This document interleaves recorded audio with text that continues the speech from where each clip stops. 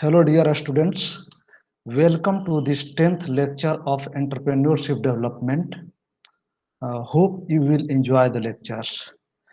In the previous lecture, I have discussed about the concepts and importance of marketing. In today's lecture, we will discuss about the market assessment. So before to start the lecture, I would like to uh, explain some words which has been asked by you related to previous lecture.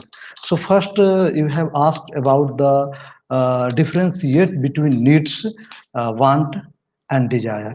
Actually, needs जैसा कि मैंने पहले भी आपको बताया था, needs are goods that you must have in order to survive life. In order to survive life, the goods like food, basic clothing, water, air. In other words, we can say that needs is something you cannot live without. हाँ, यानी आवश्यकता वो चीज है जिसके बिना आप जीवन नहीं जी सकते हैं. Again, want is something that you don't absolutely need but will make your life a little better. यानी एक ऐसी चीज जिसका आपको बिल्कुल ही जरूरत नहीं है, लेकिन यदि वो आपके पास होता है तो वो आपके जीवन को और बेहतर बना सकता है. And desire, that is desire is something you wish to have. यानी आप इच्छा करते हैं कि डिजायर आने आपके पास वो चीज होनी चाहिए regardless of your needs and wants. So these our needs, wants and desire. तो वांट्स और डिजायर में कोई ज्यादा इकोनॉमिक पॉइंट ऑफ व्यू से देखा जाए तो अंतर नहीं होता. इकोनॉमिक पॉइंट ऑफ व्यू से देखा जाए तो want or desire that can be satisfied by consuming a good और सर्विस और लेजर एक्टिविटीज, जो भी है आपकी छुट्टी से related activity, because people have differentiated economic want. तो यदि साधारण शब्दों में नीड्स की सबसे बेहतरीन यदि हम बात कहें तो वो चीज होती है जिसके बिना हमें सरवाइव करना ना मुश्किल है. अब हम आते हैं मार्केट असेसमेंट पे. ये प्रीवियस क्वेश्चन था आप लोग का उस पे. यदि उसके बाद विदाउट रहेगा तो हम हैं डिस्कस करने के लिए. अब जो है कि पहले तो हम डिस्कस कर चुके हैं concept and importance of marketing. अब आज हम डिस्कस करेंगे market assessment. What is market assessment? As I have earlier discussed that market assessment is a comprehensive and objective full evaluation of the potential of a new product, new business ideas or new investment. So मतलब ये क्या है कि किसी जो product का कोई business idea का एक ऑब्जेक्टिव फुल इवेल्युएशन है. अब हम जो है कि स्टार्ट करते हैं नेचर ऑफ मार्केटिंग से. तो let us sharing my screen. Screen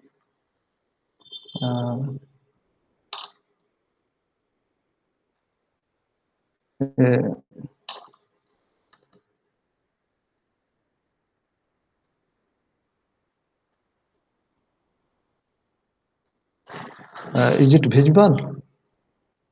Okay, okay. So nature of marketing. Marketing is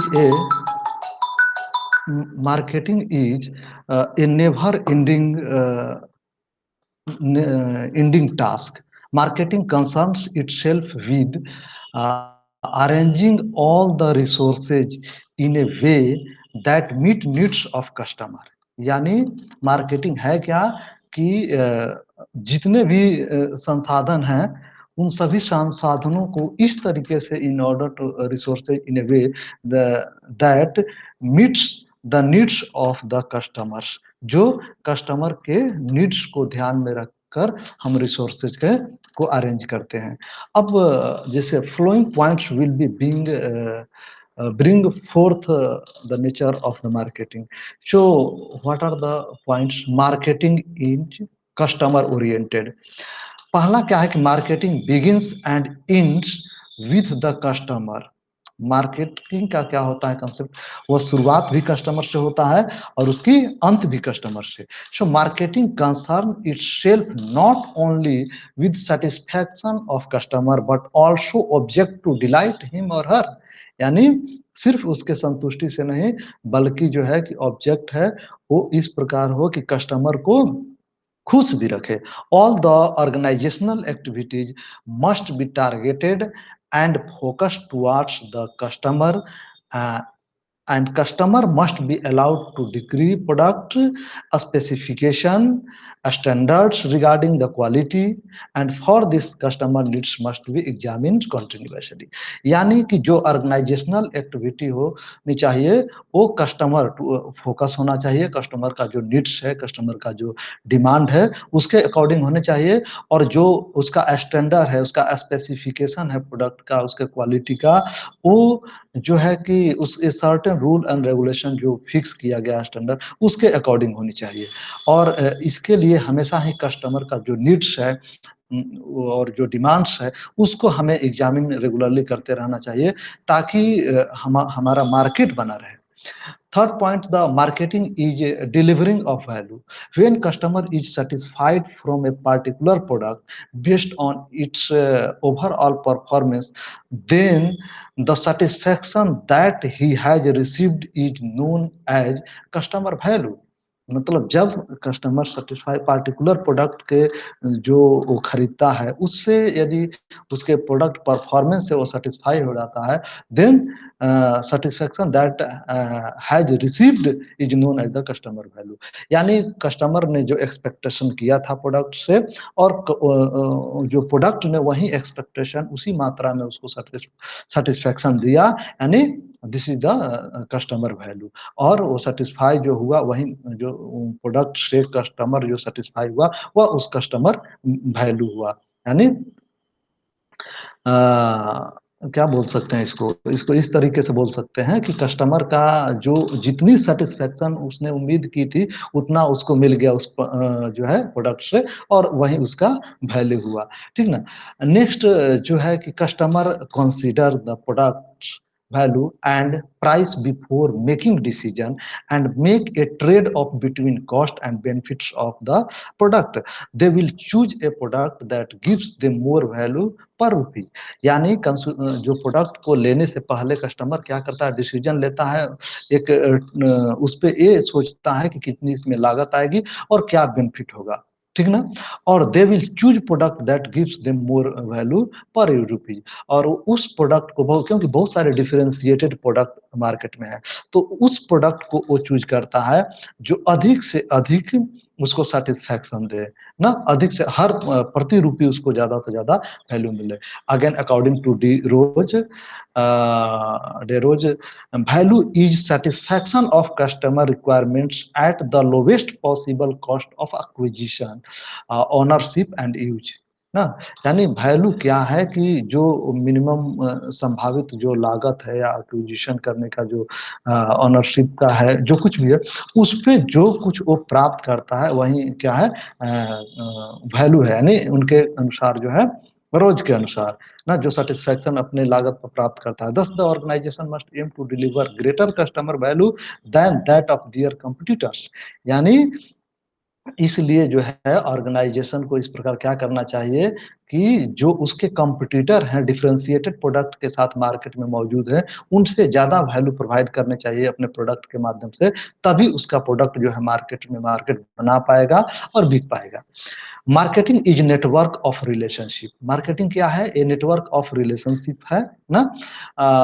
the focal point of all marketing activities is customer. The term relationship marketing came into existence or into light in 1990। So जो पूरे marketing का यदि पूरा point देखा जाए, उसका केंद्र बिंदु देखा जाए, फोकल पॉइंट देखा जाए, तो वो क्या है कि कस्टमर है, और कस्टमर नीड्स है, कस्टमर सेटिस्फैक्शन, उसका वांट जो कुछ भी है, यानी पूरा का पूरा जो है एक्टिविटीज कस्टमर पर सेंटर्ड होता है। अब अकॉर्डिंग टू फिलिप कोटलर के अनुसार relationship marketing is the practice of building long term satisfying relationship with key parties like customer, suppliers, distributor in order to retain their long term preference and business। यानी Philip Kotler कहते हैं कि relationship marketing is with की parties, like चाहे वो customer हो या supplier हो या डिस्ट्रीब्यूटर हो, यानी जो भी हो इनमें से वो एक लॉन्ग टर्म रिलेशनशिप बनाने की प्रक्रिया है जिसमें प्रोडक्ट परफॉर्मेंस से ही बन पाता है। क्योंकि जितना ही डिलाइट मूड में रहेगा कस्टमर, जितना ही सेटिस्फाइड रहेगा प्रोडक्ट से, उतना ही लॉन्ग टर्म तक उसको प्रेफर करेगा परचेज करने के लिए, और बिजनेस उतना ही लॉन्ग टर्म तक बना रहेगा। So marketers should aim at maintaining long-term relationship by delivering high quality product, better service and fair price than their competitors। यानी अधिक समय तक तभी बना रह सकता है जब कि पहला तो है कि हाई क्वालिटी प्रोडक्ट का दे, बढ़िया सर्विस उसका दे ना, उसके बाद जो है कि प्राइस भी अपने उसके कॉम्पिटिटर जो और मौजूद है मार्केट में उससे फेयर हो, उसके लगभग ठीक ठाक हो, उससे कम हो, बढ़िया हो ना, मतलब कि परचेज करने लायक हो। अब marketing is business, all activities start from marketing, that is through knowing customers needs and want and end on the customers, that is providing after sales service and knowing customer uh, demands। So the entire business revolves around the marketing। यानी एक ये भी वही बात हो रहा है कि जो जितनी भी एक्टिविटीज है जो मार्केटिंग से स्टार्ट होता है, वो सभी एक्टिविटी जो है कि अराउंड कस्टमर है, चाहे वो कस्टमर का नीड्स हो या कस्टमर का वांट्स हो, उसी के इर्द गिर्द घूम रहा है, ठीक ना। यानी वो जो कस्टमर का तर्क है आफ्टर सेल्स सर्विस और नोइंग द कस्टमर डिसोयंस, मतलब कस्टमर का जो तर्क है उसका भेद है, उसको ध्यान में रखकर ही, उसके वांट को ध्यान में रख के ही हमें अपना मार्केटिंग करना होता है। The entire business revolves around marketing, और पूरा बिजनेस उस मार्केटिंग के इर्द गिर्द घूमता रहता है। According to Peter F Drucker, marketing is so basic that it cannot be considered as a separate function। ये इसको अलग फंक्शन के तौर पे हम नहीं देख सकते हैं। It is the whole business seen from point of view of its final result, that is from the customer's point of view। uh, business success is do not depend or determined by producer but by customer। यानी Drucker कहते हैं कि marketing is not basic that can not be considered at the separate function. यानी ये अलग function नहीं होना चाहिए, है ना, ये अलग फंक्शन के रूप में इसे नहीं कंसिडर किया जा सकता है। It is the whole business seen from point of view of its final result. ये पूरे बिजनेस फाइनल रिजल्ट जो कि प्रोडक्ट है उसके पॉइंट ऑफ व्यू से देखना चाहिए, और फाइनल रिजल्ट है कि उस प्रोडक्ट को परचेज कौन करेगा, तो कस्टमर करेगा। तो कस्टमर व्यू पॉइंट ऑफ से कस्टमर पॉइंट ऑफ व्यू से इसको देखना चाहिए। सो business success is not determined by producer but by customer. यानी बिजनेस का जो सफलता है वो प्रोड्यूसर से नहीं डिटरमाइन होता, बल्कि कस्टमर के एक्टिविटीज, उनके वांट, उनके नीड्स, उनके डिमांड के अकॉर्डिंग डिटरमाइन होती है। अब marketing is dynamic. The word dynamic means ever changing, लगातार चेंज होना। The needs and wants of customer are changes constantly, चाहे वो उनकी इच्छा हो या उनकी आवश्यकता हो, लगातार समय के अकॉर्डिंग चेंज होते रहता। आज देखिए, हमें जैसा कि मैं कई बार एग्जांपल देता हूं कि अब उस समय जब हम क्लास में जाया करते थे तो फिजिकल मोड में जाकर पढ़ाते थे। तो फिजिकल मोड में पढ़ाने के लिए हमारी नीड्स क्या थी और वांट्स क्या था कि बोर्ड होना चाहिए, चौक होना चाहिए, डस्टर होना चाहिए ना, ये सारी चीजें थी। लेकिन अभी हम डिजिटल मोड में आपको पढ़ा रहे हैं, यानी फिजिकल से आ गए डिजिटल में, और यहाँ हमारे नीड्स क्या हो गई कि कंप्यूटर होना चाहिए, कैमरा होना चाहिए, स्मार्ट बोर्ड होना चाहिए, पीपीटी, पीडीएफ नोट्स, ये सारी चीजें ना ना और उसका जो है इलेक्ट्रॉनिक्स मीडियम, इंटरनेट, तो ये सारा जितनी भी है वो अकॉर्डिंग टू द सिचुएशन, ये हमारा अभी needs and wants, whatever the demands has been changed. So since the goal of marketing is to meet customer needs and wants by furnishing them with product they want to buy, मतलब वही product हमको furnish करके customer के needs और want को पूरा करना चाहिए जिसको कि वह खरीदना चाहता है, जिसको कस्टमर परचेज करना चाहता है. Therefore, marketing must also changes constantly to meet those needs and want.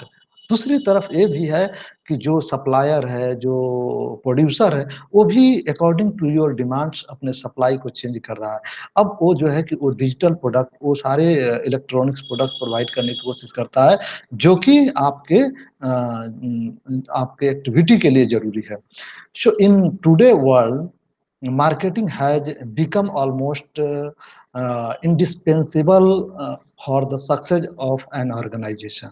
यानी यदि आज का वर्ल्ड में, आज के संसार में हम देखें तो मार्केटिंग जो है वह एक आवश्यक या परम आवश्यक जो कह सकते हैं कि हो गया है, सक्सेस के लिए सबसे मूल मंत्र हो गया है कहो तो. Therefore it is of utmost important to study the scope of marketing. तो इसलिए अभी जो है कि यह परम आवश्यक हो गया है कि हम मार्केट को स्टडी करें, उसके स्कोप को स्टडी करें, उसके स्कोप को जाने, और क्या उसके स्कोप के जानने के लिए कि मार्केट का क्या स्कोप है ना, कहाँ हम इसको तक ले जा सकते हैं, क्या हमें करना चाहिए, किस चीज का प्रोडक्शन करना चाहिए, उसके लिए हम स्कोप ऑफ मार्केटिंग बताते हैं आपको. अब रहा spectrum of marketing covers the flowing. क्या उसके अंदर आता है marketing research. Marketing research is a tool used for decision making about marketing mix elements. यानी मार्केट रिसर्च एक टूल है और वो यूज किसके लिए होता है, डिसीजन लेने के लिए अबाउट मार्केटिंग मिक्स एलिमेंट, यानी मार्केट में जो भी मिक्स एलिमेंट है उनके ऊपर. कैसे? Research has to be carried out in order to identify the customer needs, their taste, preferences, their interest, economic position, their paying capacity and effectiveness of certain advertisement. तो ये सारी चीज की उनका आवश्यकता क्या है, वो टेस्ट किस तरह के खोज रहे हैं, उनकी प्रेफरेंस क्या है ना, ना किसको वो जो प्रायोरिटी देते हैं, their needs, interest, economic position उनका क्या है, middle class, high level class, lower level, poor level, whatever the class, their paying capacity, वो कितना पे कर सकते हैं उसके लिए, and effectiveness of certain advertisement, यानी किसी certain advertisement that is the जो विज्ञापन का भी क्या प्रभाव है, इसका हम अध्ययन करते हैं. For this purpose data is collected, tabulated and confined, analysed and presented through knowledgeable techniques crafted to reveal what customer will buy.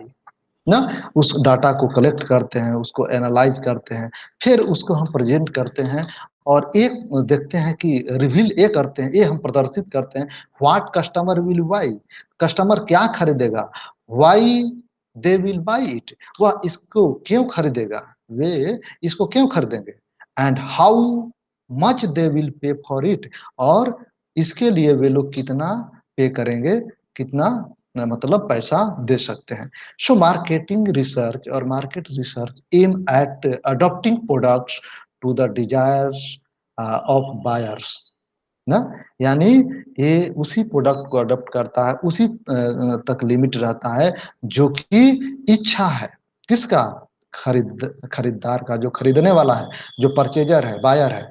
और फिर A question is used to obtain the feedback from the customer. फिर एक हम questionnaire लेकर market में आते हैं. वो क्वेश्चनियर इसलिए यूज करते हैं कि हम उसका फीडबैक लेते हैं कि वो क्या चाहता है. Marketing manager must play an active role in the research process.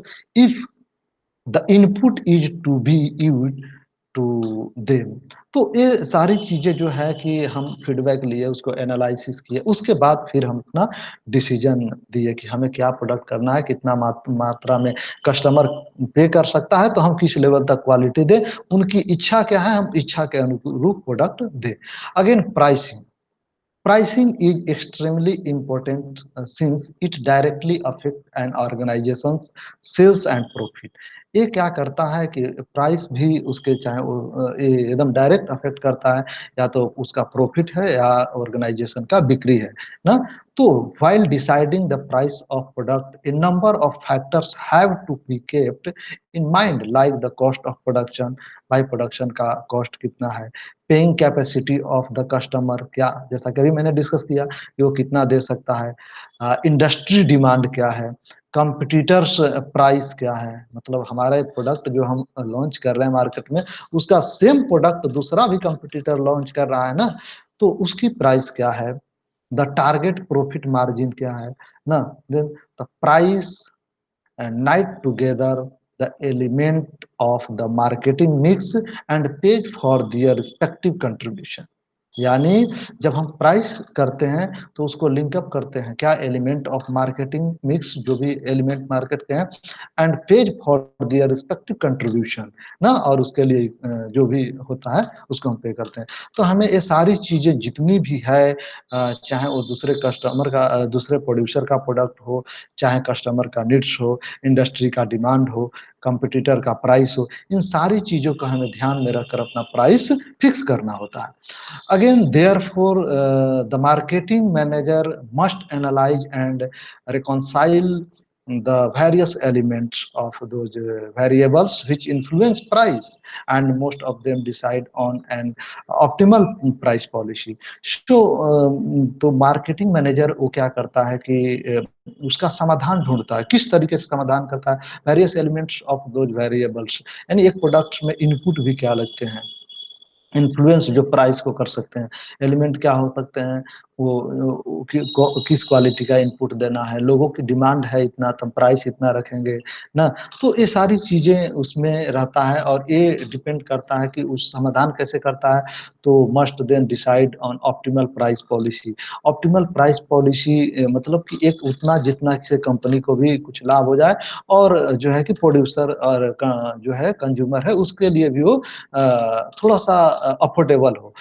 A good pricing policy is a significant factor to attract customers, ठीक ना।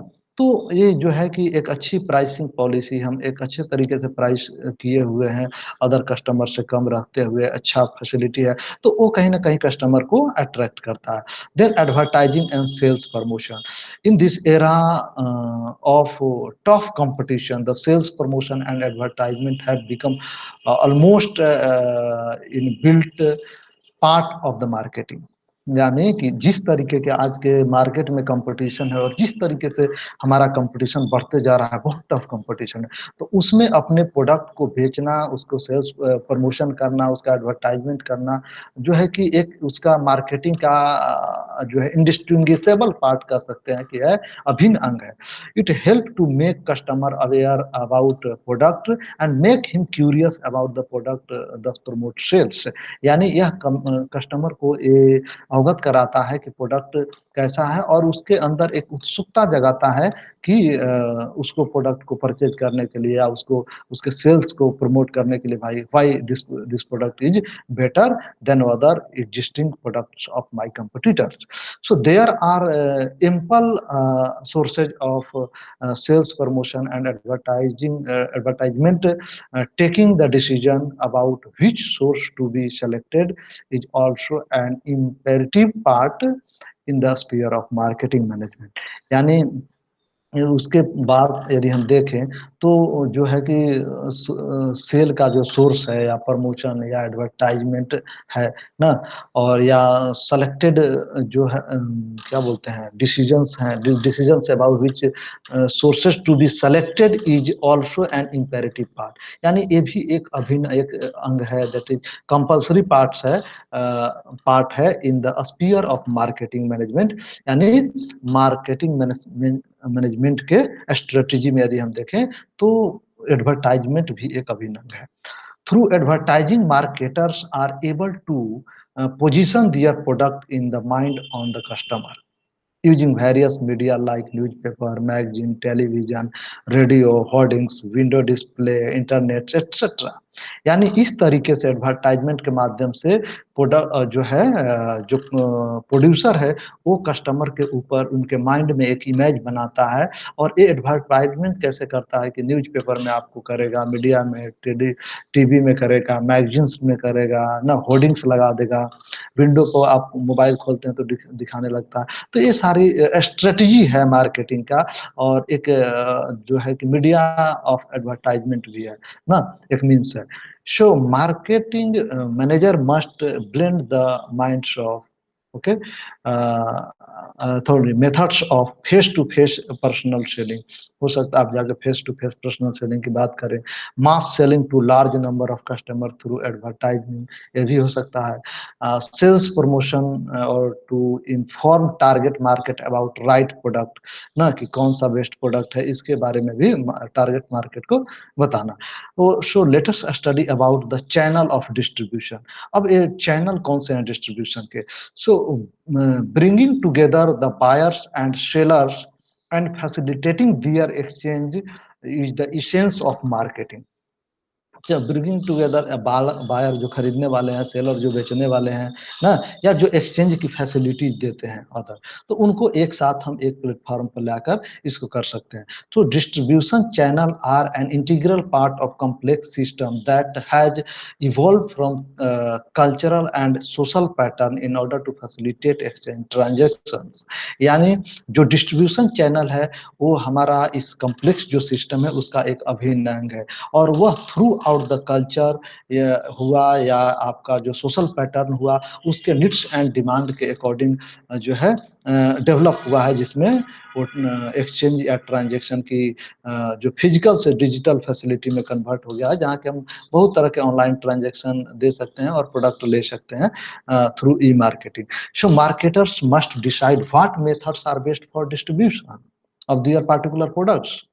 There are various media of distribution like the retailer, the wholesaler, department stores, chain store, supply, supermarket। ये सारी चीजें हैं जो कि इसके माध्यम से वो अपने प्रोडक्ट को मार्केट तक जो कस्टमर तक या कंज्यूमर तक पहुंचा सकता है ना, या रिटेलर के माध्यम से, होलसेलर के माध्यम से ना, या जो है कि स्टोर चेन जो है, या सुपर मार्केट है। सुपर मार्केट जो होता है कि सेल्फ मार्केट, देखिए यहाँ ग्रीन से लिखे हैं, super market is a self service shop offering a wide variety of foods, beverage, house hold product ना, ऑर्गेनाइज इनटू द सेक्शन। तो ये भी जो है ना इस तरीके से वो प्रोवाइड करता है, अब ऑफर करता है। Marketers may choose to sell directly to the customer और to the customer through sales agent, to jobbers directly to retailers, और to retailers through sales representative. यानी जो मार्केटर्स है, जो बेचने वाला है, जो विक्रेता है, वो कोई भी मीडिया यूज कर सकता है, कोई भी माध्यम यूज कर सकता है फाइनल कस्टमर के पास अपने प्रोडक्ट को पहुंचाने के लिए। चाहे वो जो ऐसे मतलब क्या बोलते हैं रिटेलर है उसके माध्यम से पहुंचा दे, या जो बिक्री करने वाला विक्रेता है, जो रिप्रेजेंटेटिव है मार्केट का, तो ये सारे माध्यम है जिससे वो वहां पहुंचा सकता है। They must also determine as to how much long shall be its channel of distribution. A number of factors have to be borne in mind while selecting the medium of distribution, like perishability, price of product, size, weight, after sales service, etc. यानी कि जब हम ये channel का selection करते हैं कि ये चैनल होगा डिस्ट्रीब्यूशन को का, इस तरीके से डिस्ट्रीब्यूट करेंगे, तो हमारे दिमाग में बहुत सारे क्वेश्चन करते हैं। ये क्वेश्चन क्या होते हैं कि भाई मीडियम डिस्ट्रीब्यूशन, पेरिसेबिलिटी क्या है, कहीं वस्तु ऐसा तो नहीं कि हम ज़्यादा समय तक उसको नहीं रख सकते हैं, खराब हो जाने वाला है, तो उसको किस तरीके से हम इतने टाइम से ही उसको रख सकते हैं, जैसे मछली का हो गया या कोई सब्जी का हो गया, तो उसका डिस्ट्रीब्यूशन चैनल का क्या होगा। प्राइस ऑफ प्रोडक्ट ना, जैसा कि मैंने पहले डिस्कस कर दिया कि प्राइस ऑफ प्रोडक्ट क्या रखें ना, ताकि हमारा प्रोडक्ट ज़्यादा से ज़्यादा बिक जाए और क शॉर्ट टाइम तक स्टॉक में बना रहे। देन साइज़ क्या होना चाहिए ताकि इसको एक ईज़िली ले जाया जा सके, वेट क्या होना चाहिए, ये सारी चीज़ें कहीं न कहीं जो है वो प्रोड्यूसर के माइंड में आता रहता है। तो इस लेक्चर में बस हम इतना ही डिस्कस करेंगे और नेक्स्ट जो है कि लेक्चर नंबर 11 में हम अगले लेक्चर में डिस्कस करेंगे। सो आप यदि कोई क्वेश्चन है तो आप यहाँ पूछिए और यदि मान लेते हैं कि आपके पास क्वेश्चन नहीं है तो आप इसको डाउट क्लास में जैसे कि मैं इसको देखने के आप देख लीजिए उसके बाद अगेन कोई डाउट होता है तो मैं आपको फिर एक डाउट ले लूँगा जो भी रिलेटेड होगा जहाँ आपको नहीं समझ में आया होगा। ठीक ना? तो have any doubts? Okay, no doubt. So तो एंड करते हैं।